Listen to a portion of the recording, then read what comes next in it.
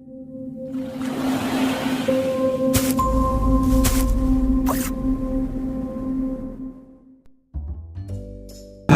anak-anak hebat semua, kembali lagi dalam channel Tempat Belajar. Tempat belajarnya para juara. Bagaimana kabar kalian semua? Semoga dimanapun kalian berada, kalian selalu sehat, tetap ceria, dan masih semangat belajar tentunya. Nah anak-anak hebat semua, sebelum kita lanjut ke pelajaran kita kali ini, jangan lupa di subscribe dulu ya, agar anak-anak tidak ketinggalan video-video terbaru dari channel Tempat Belajar. Halo anak-anak hebat semua, pada kesempatan video kita kali ini, kita akan belajar mata pelajaran Pendidikan Pancasila pada bab 1, yaitu Pancasila sebagai pedoman dalam kehidupan. Pada topik A, menyikapi keberagaman sesuai Pancasila. Pada halaman 2 sampai dengan 7. Nah, anak-anak semua, disimak baik-baik ya video kita pada kali ini agar anak-anak dapat memahami dan mengerti akan materi kita pada kali ini. Nah, anak-anak semua, adapun tujuan pembelajaran kita pada kali ini, yang pertama yaitu memahami materi tentang sikap mencintai sesama manusia dan lingkungannya. Tujuan pembelajaran yang kedua, menjelaskan bentuk sikap yang menunjukkan perilaku menghargai kebinekaan. Yang ketiga, menerapkan sikap mencintai sesama manusia dan lingkungannya dalam bingkai kebinekaan. Anak-anak hebat semua, marilah amati gambar berikut ini. Nah, anak-anak semua, apa peristiwa terjadi pada gambar tersebut? Ya, benar sekali anak-anak. Peristiwa yang terjadi pada gambar tersebut yaitu bergotong royong membangun rumah. Apakah kamu sering melakukan kegiatan seperti pada gambar? Nah, anak-anak, apakah kalian sering melakukan kegiatan seperti pada gambar?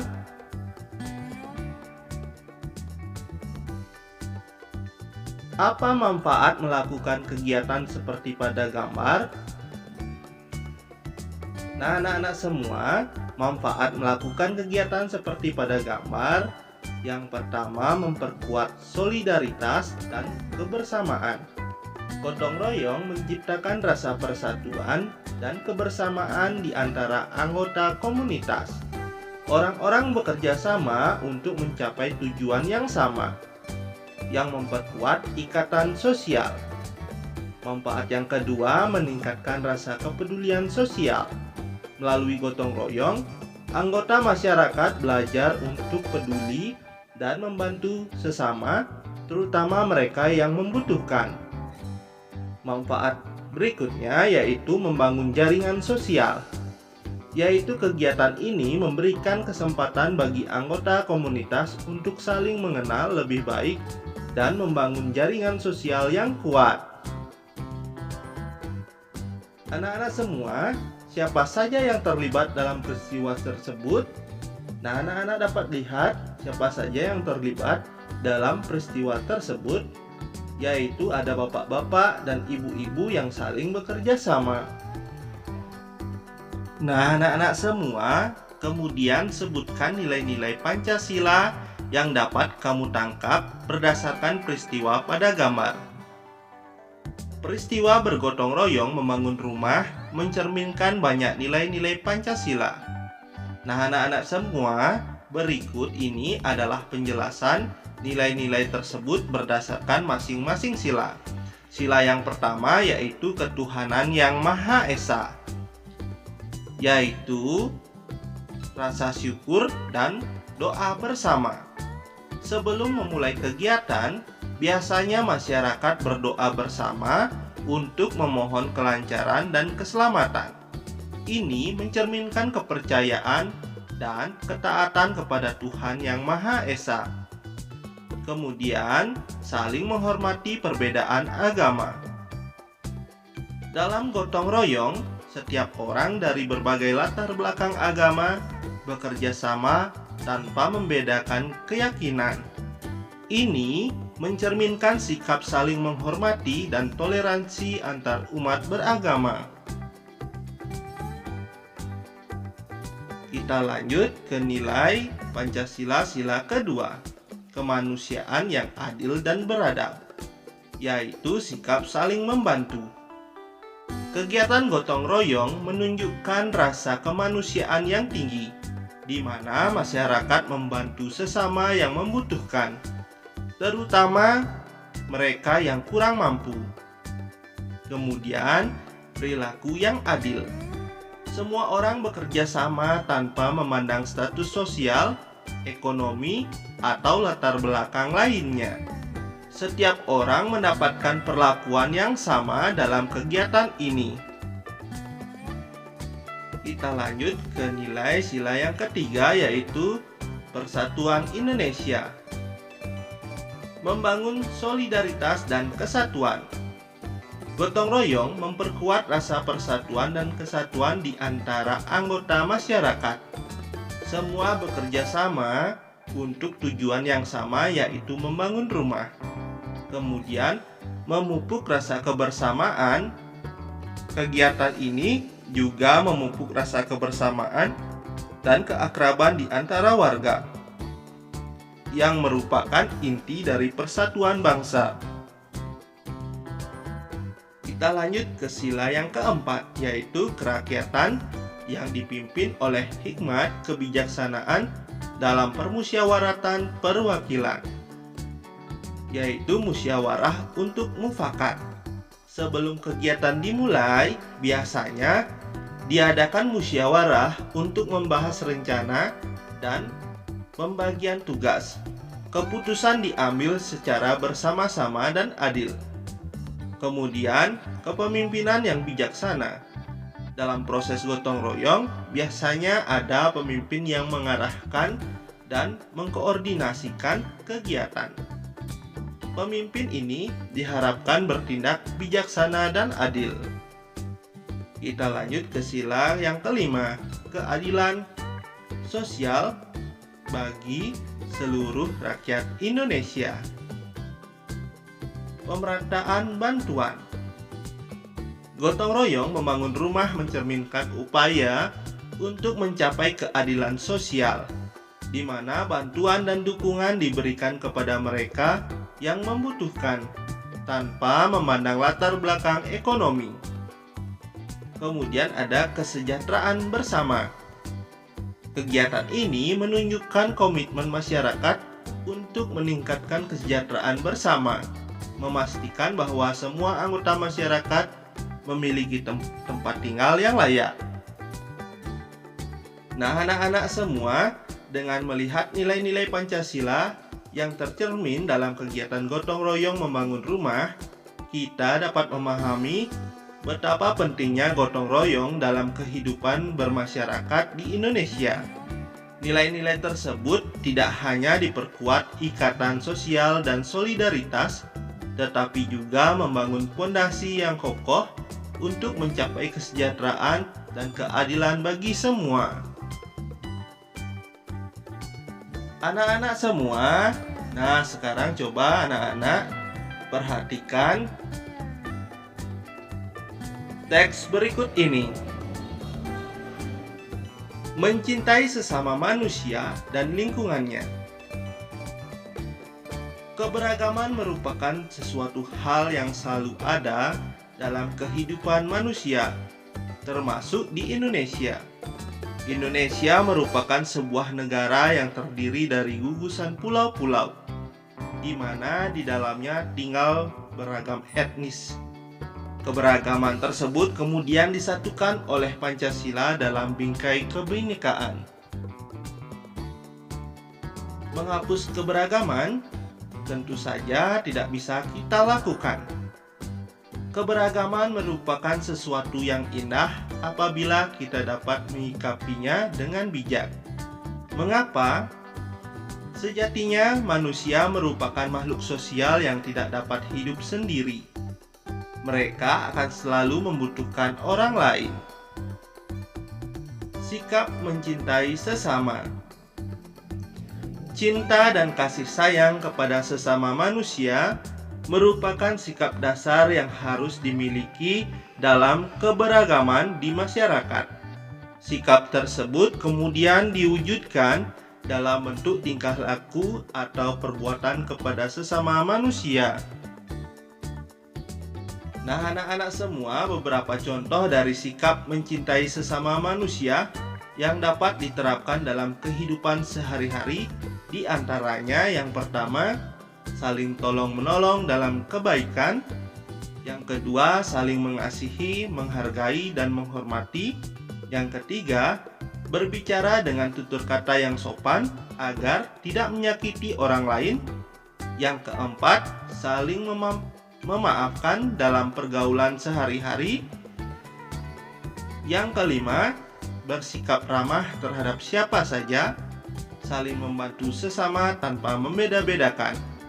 Yang keenam, bersikap rendah hati. Kita lanjut ke sikap mencintai lingkungan. Jadi anak-anak, lingkungan merupakan tempat hidup manusia hingga harus dicintai dan diperlakukan dengan baik. Mencintai lingkungan artinya senantiasa merawat, menjaga, serta melestarikan lingkungan hidup di sekitar kita. Sikap mencintai lingkungan harus ditumbuhkan dalam diri tiap manusia dan diterapkan dalam kehidupan sehari-hari. Mengapa? Nah, anak-anak semua, keadaan lingkungan sangat mempengaruhi kehidupan masyarakat. Lingkungan yang baik akan mempengaruhi baik pula pada kehidupan masyarakatnya. Jadi anak-anak, beberapa contoh dari sikap mencintai lingkungan yang dapat diterapkan dalam kehidupan sehari-hari, yaitu yang pertama, membuang sampah pada tempatnya. Yang kedua, menanam pohon serta merawatnya agar tumbuh dengan baik. Yang ketiga, melakukan penghematan air. Yang keempat, mengurangi penggunaan barang yang sulit terurai di alam. Yang kelima, menggunakan listrik seperlunya. Nah, anak-anak semua, apakah kamu mencintai lingkungan sekitarmu?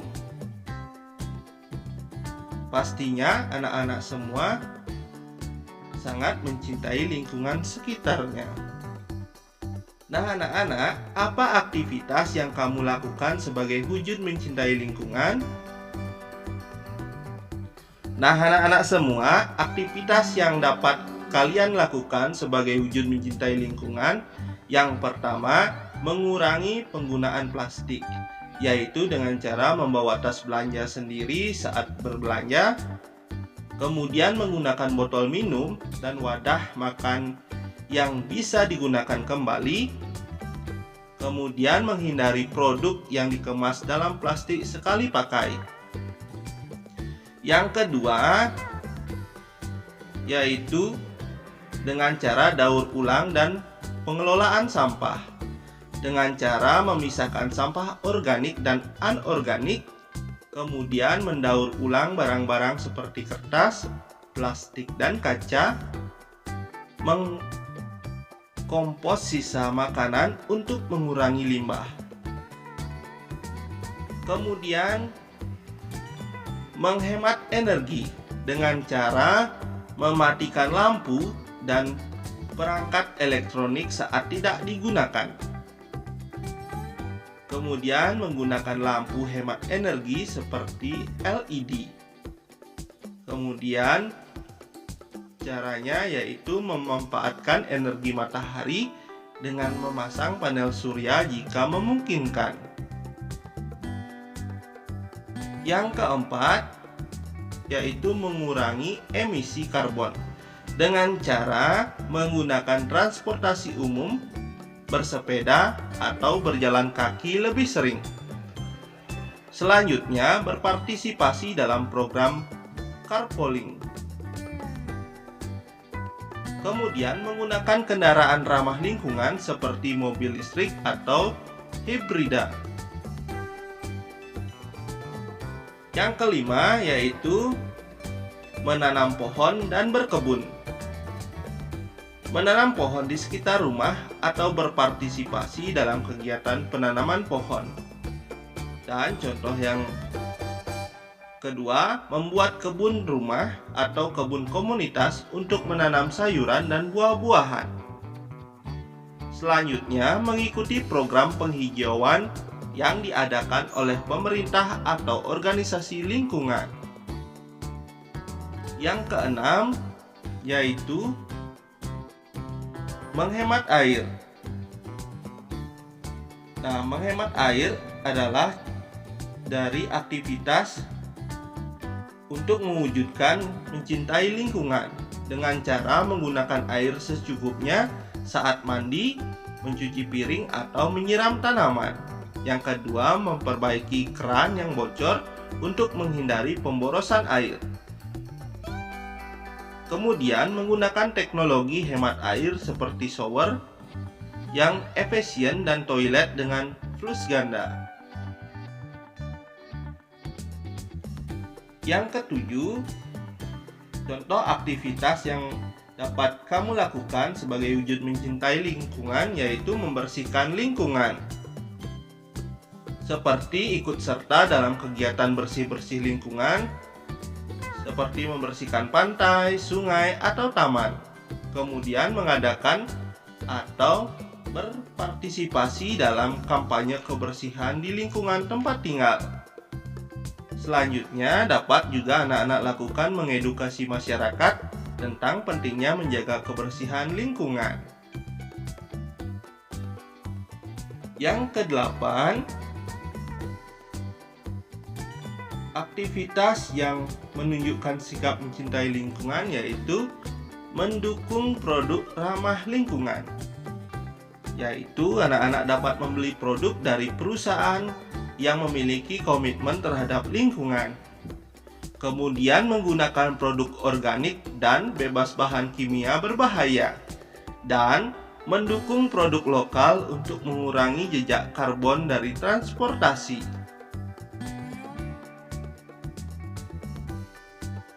Yang berikutnya yaitu contoh aktivitas yang menunjukkan sikap mencintai lingkungan berikutnya yaitu partisipasi dalam gerakan lingkungan. Seperti bergabung dengan organisasi atau komunitas yang fokus pada pelestarian lingkungan. Kemudian mendukung kebijakan pemerintah yang pro lingkungan dan berpartisipasi dalam kampanye atau aksi protes yang mendukung lingkungan hidup.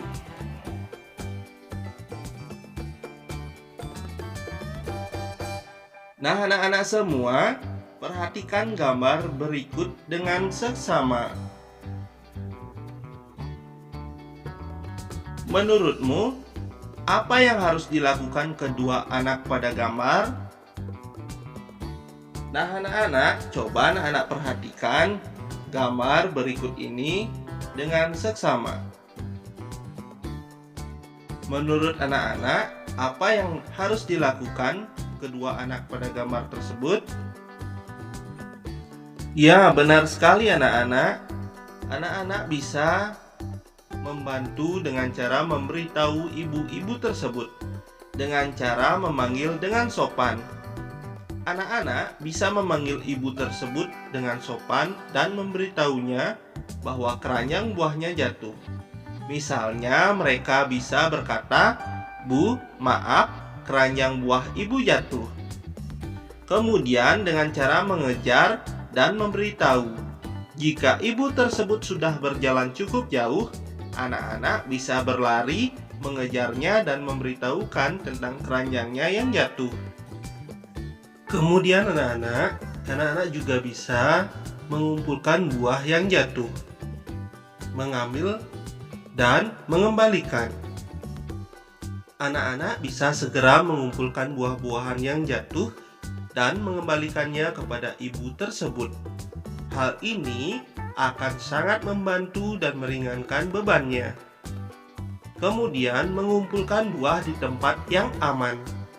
Jika ibu tersebut belum menyadari buahnya jatuh, anak-anak bisa mengumpulkan buah-buahan di satu tempat yang aman sementara mereka memberitahunya.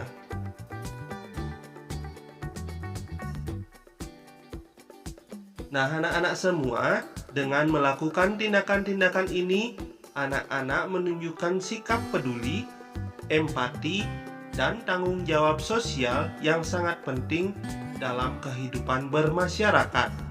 Hal ini juga sejalan dengan nilai-nilai Pancasila, terutama sila kedua, yaitu kemanusiaan yang adil dan beradab, dan sila ketiga, Persatuan Indonesia. Nah, anak-anak semua, selanjutnya coba anak-anak perhatikan gambar berikut ini dengan seksama. Nah, di sana ada suku-suku yang terdapat pada gambar berdasarkan pakaian adat yang dikenakan.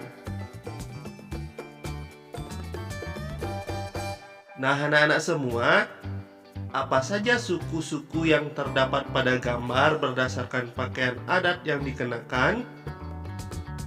Nah, bisa anak-anak lihat, yaitu ada suku Madura, suku Sabu dari NTT, Nusa Tenggara Timur, suku Bali, suku Jawa, suku Padang, suku Dayak, maupun suku Asmat. Nah, anak-anak semua, suku apa yang banyak tinggal di daerahmu?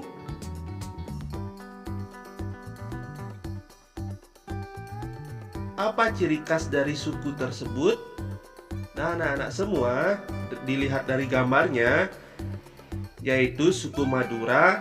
Ciri khas dari suku tersebut yaitu menggunakan bahasa Madura yang memiliki beberapa dialek, termasuk dialek Kangean dan Bawean. Pakaian adat yaitu pakaian adat laki-laki, biasanya berupa baju hitam dengan celana panjang dan sarung, serta ikat kepala yang disebut odeng. Wanita memakai baju kebaya dengan kain panjang. Makanan khas yaitu sate Madura, bebek sinjai, dan rujak cingur.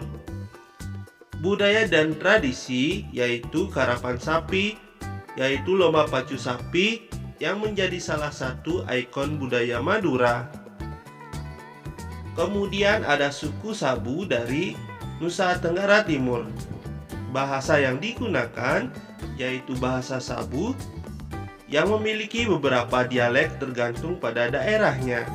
Pakaian adat yaitu pakaian tradisional mereka, termasuk kain tenun dengan motif khas yang disebut hinggi. Makanan khas yaitu jagung titi, ikan bakar, dan berbagai olahan dari jagung dan singkong.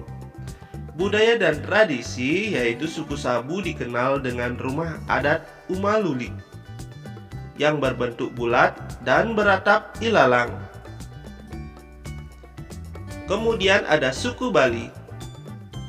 Bahasanya yaitu menggunakan bahasa Bali dengan berbagai dialek tergantung pada wilayahnya. Pakaian adat yaitu berupa pakaian adat laki-laki terdiri dari kain kamben dan udeng atau ikat kepala. Wanita memakai kebaya, kain kamben, dan selendang. Makanan khas yaitu ada lawar maupun ayam betutu dan sate lilit.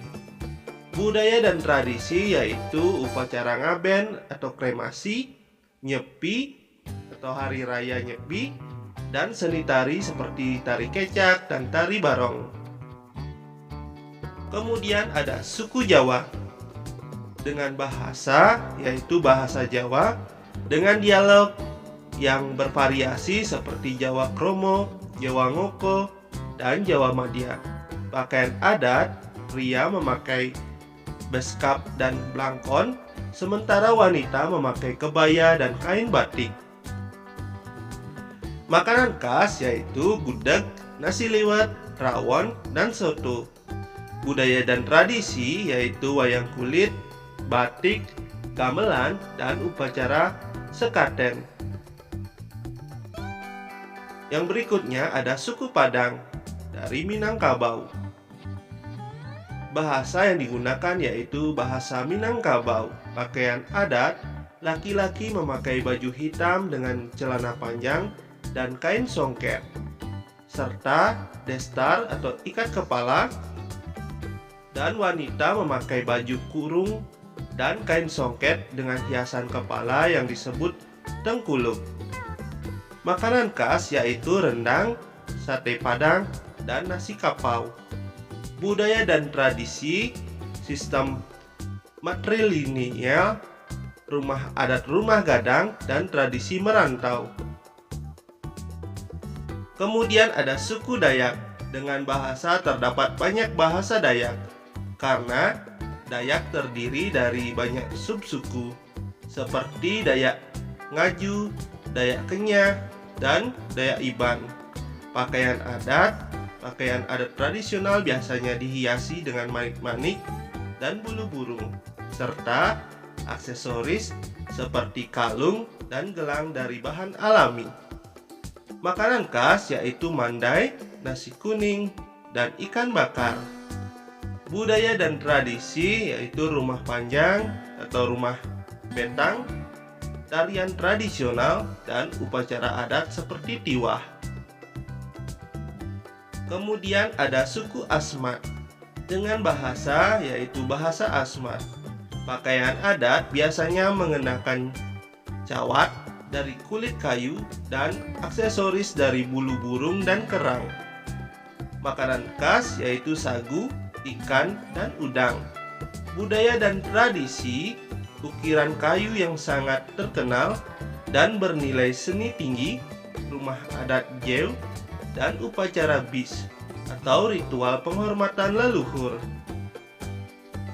Nah, anak-anak semua, masing-masing suku memiliki ciri khas yang mencerminkan kekayaan budaya dan tradisi Indonesia yang sangat beragam. Anak-anak semua, bagaimana pergaulan mereka dalam masyarakat?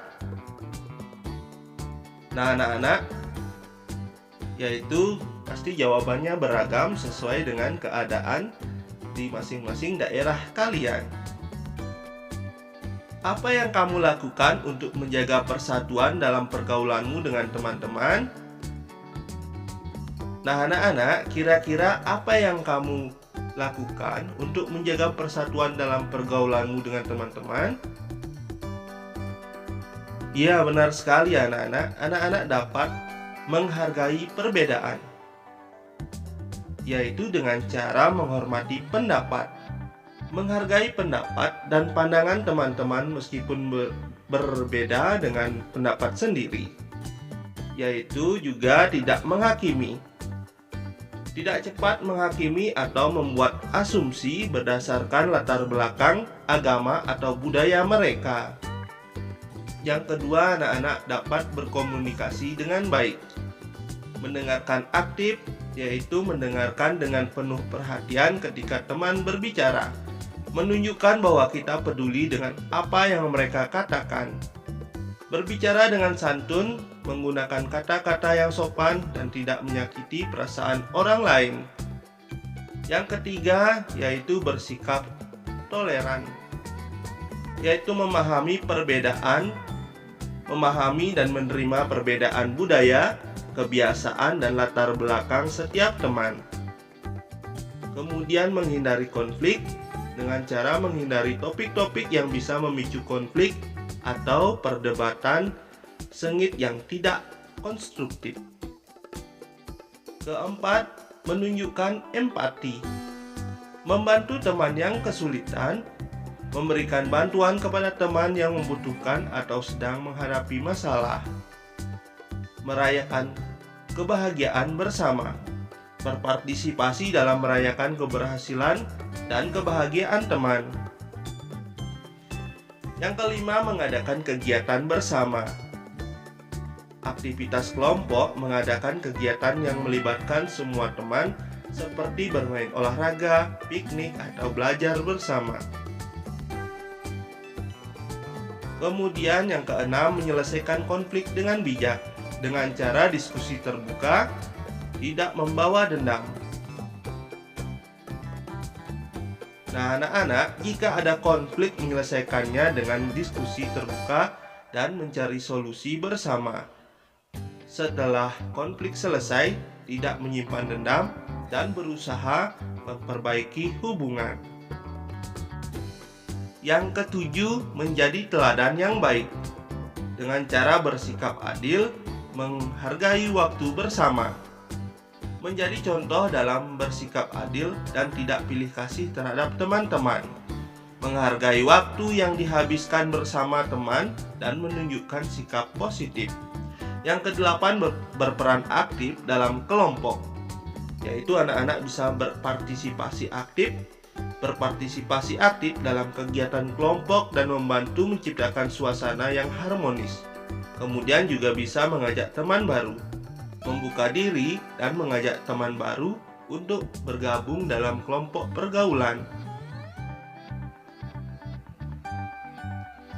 Nah, anak-anak semua, sekarang coba anak-anak perhatikan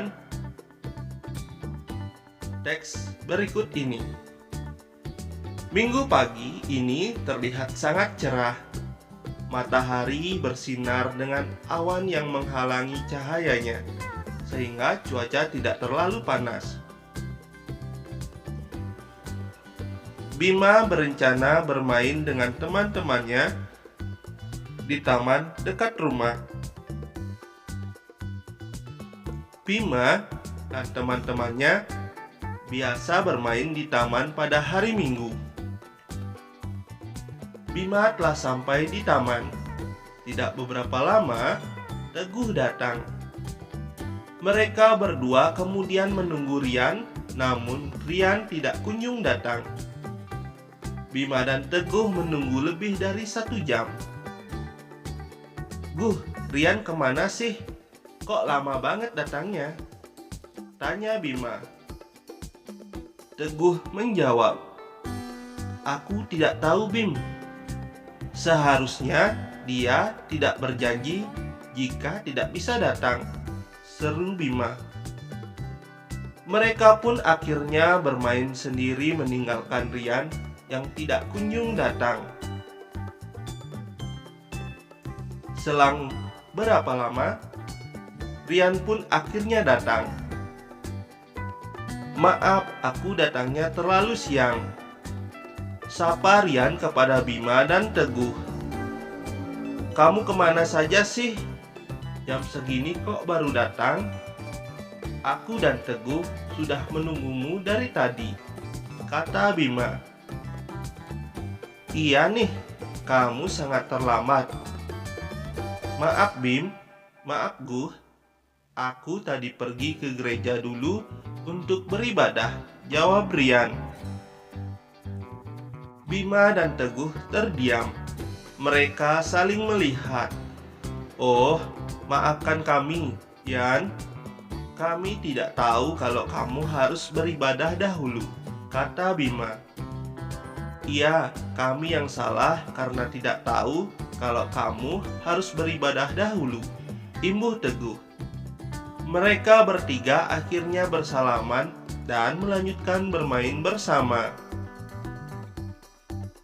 Nah, anak-anak semua, cerita tadi menggambarkan tentang keberagaman yang ada di lingkungan sekitar. Keberagaman merupakan suatu yang wajar, mengingat Indonesia memiliki berbagai etnis dan suku bangsa. Konflik merupakan suatu hal yang harus dihindari dengan menerapkan sikap menghargai keberagaman dalam masyarakat yang multi etnis. Nah, anak-anak semua, beberapa contoh sikap tersebut diantaranya Yang pertama yaitu saling menghormati orang yang berbeda agama dan suku. 2. Turut menjaga kebersihan dengan tidak membuang sampah sembarangan. Yang ketiga, membina kerukunan dengan tetangga, saling menghargai dan menghormati. Yang keempat, mengutamakan kepentingan umum dibanding kepentingan pribadi dan golongan. Yang kelima, saling menghormati dan menghargai sesama. Yang keenam, tidak membedakan berdasarkan suku, agama, ras, dan antar golongan.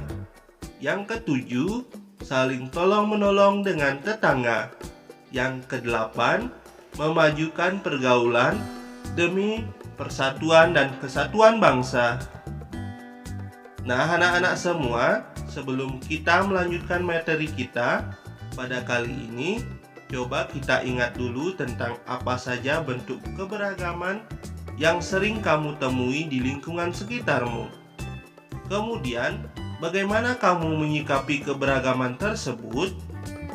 Apa saja contoh keberagaman yang ada di lingkungan sekitarmu? Juga bentuk sikap dan menyikapi keberagaman tersebut.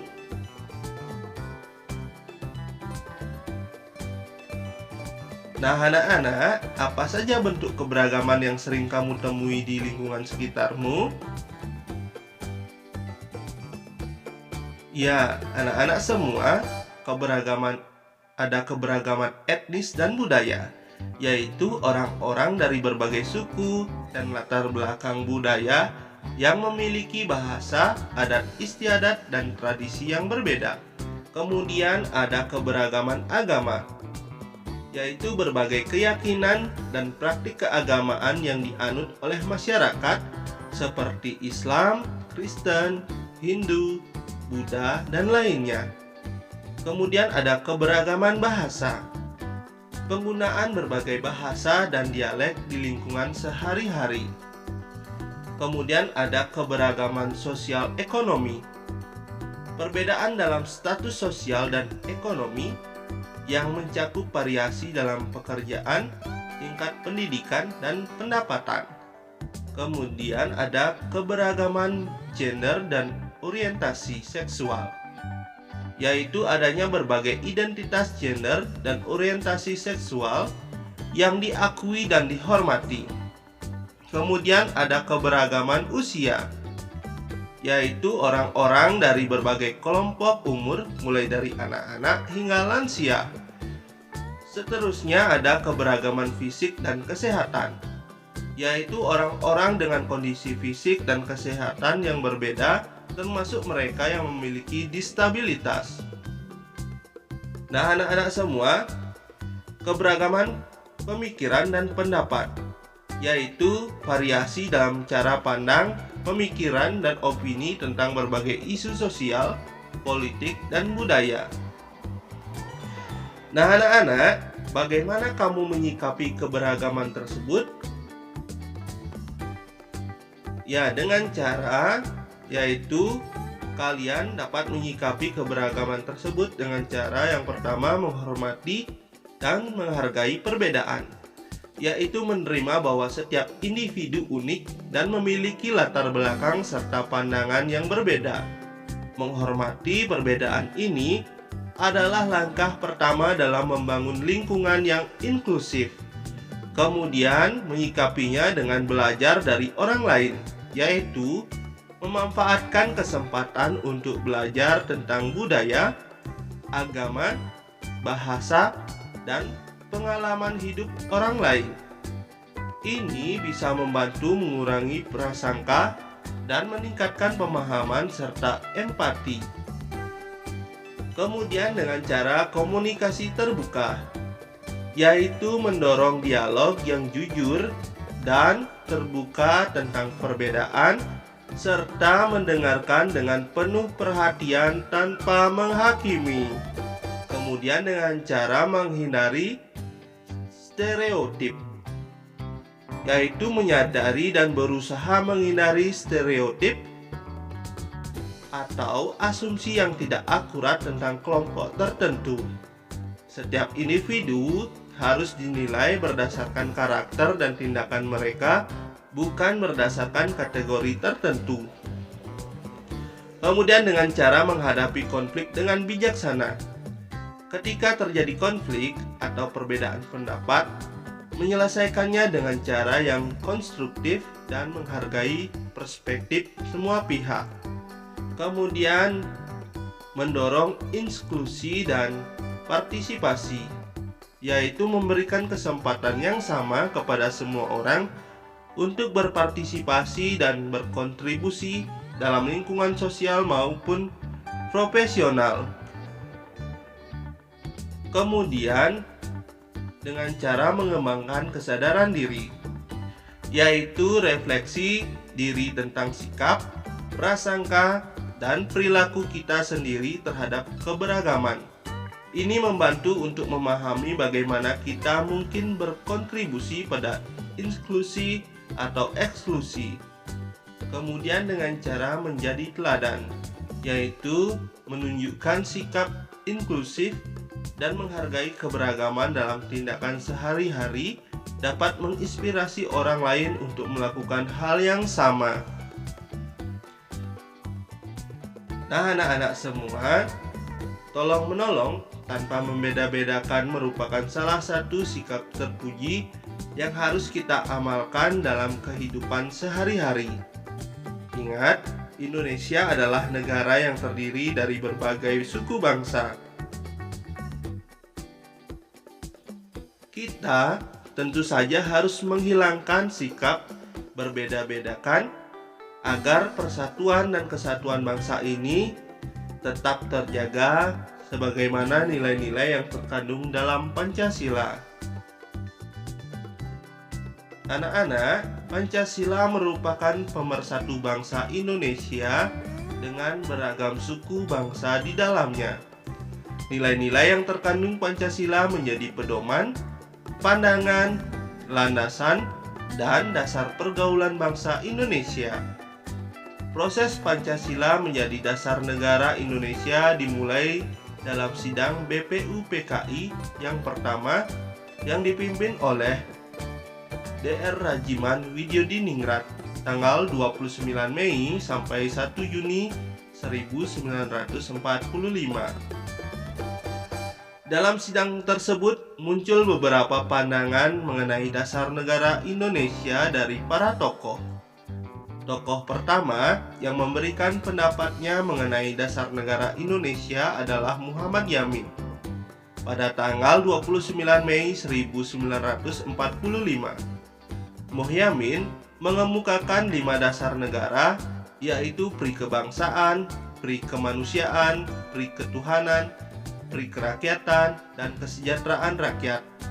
Namun dalam bentuk tertulis diusulkan yang pertama ketuhanan yang Maha Esa, yang kedua kebangsaan persatuan Indonesia, yang ketiga rasa kemanusiaan yang adil dan beradab, yang keempat kerakyatan yang dipimpin oleh hikmat kebijaksanaan dalam permusyawaratan perwakilan, 5 keadilan sosial bagi seluruh rakyat Indonesia.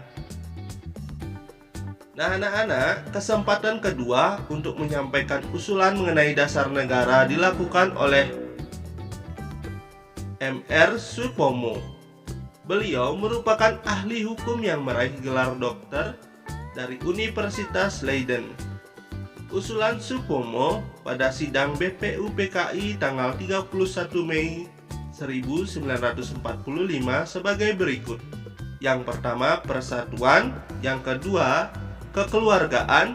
Yang ketiga, keseimbangan lahir dan batin. Yang keempat, musyawarah. Yang kelima, keadilan rakyat. Nah, anak-anak semua, pada tanggal 1 Juni 1945, Soekarno memperoleh giliran untuk menyampaikan pandangan dan pidatonya mengenai dasar negara. Soekarno berpidato dengan menyebutkan 5 rumusan dasar negara yang dinamakan Pancasila. Istilah tersebut berasal dari bahasa Sanskerta. Panca berarti 5 dan sila berarti asas atau dasar. Rumusan dasar negara yang disampaikan oleh Soekarno sebagai berikut. Yang pertama, kebangsaan Indonesia. Yang kedua, internasionalisme atau prikemanusiaan. Yang ketiga, mufakat atau demokrasi. Yang keempat, kesejahteraan sosial. Yang kelima, ketuhanan yang Maha Esa. Belum tercapainya kesepakatan akhir dalam sidang pertama, BPUPKI kemudian membentuk panitia kecil yang beranggotakan 9 orang yang dipimpin oleh Soekarno. Panitia kecil ini dikenal dengan nama Panitia 9. Adapun anggota dari panitia ini adalah Soekarno, Muhammad Hatta, Muyamin, A.A. Maramis, Ahmad Subarjo, Kiai Haji Wahid Hasyim, Abdul Kahar Muzakir, dan Haji Agus Salim. Pembentukan Panitia 9 dilakukan dengan tujuan merumuskan rumusan-rumusan yang telah dibicarakan agar menjadi kesepakatan yang lebih jelas. Akhirnya, diadakan sidang kedua pada 10 Juni sampai dengan 16 Juni 1945. Pada 22 Juni 1945 tercapai kesepakatan mengenai dasar negara untuk Indonesia yang diberi nama Piagam Jakarta oleh Muhammad Yamin yang bunyinya: 1. Ketuhanan dengan kewajiban menjalankan syariat Islam bagi para pemeluk-pemeluknya. 2. Kemanusiaan yang adil dan beradab. 3. Persatuan Indonesia. 4. Kerakyatan yang dipimpin oleh hikmat kebijaksanaan dalam permusyawaratan perwakilan. Yang kelima, keadilan sosial bagi seluruh rakyat Indonesia.